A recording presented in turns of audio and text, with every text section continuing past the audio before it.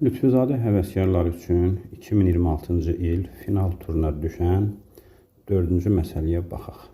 A və B 2 rəqəmli natural ədədlərdir. A B-dən kiçikdir. Cəmi 50-dir. B-nin ala biləcəyi müxtəlif qiymətlərin cəmi neçə olar? Burada A B-dən kiçik olduğuna görə A-ya biz ən böyük 24 verə bilərik. Çünki 25 versək bərabər olarlar. Və hər ikisi 2 rəqəmli olduğuna görə A-ya ən kiçikdə 10 verə bilərik. A-ya 24 versək 50 çıx 24. B oldu 26.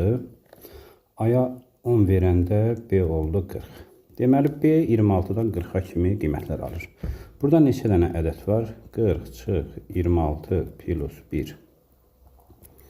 15 dənə ədəd var. İndi cəm düsturundan istifadə edək. 26 plus 40 bölü 2 vurulsun 15.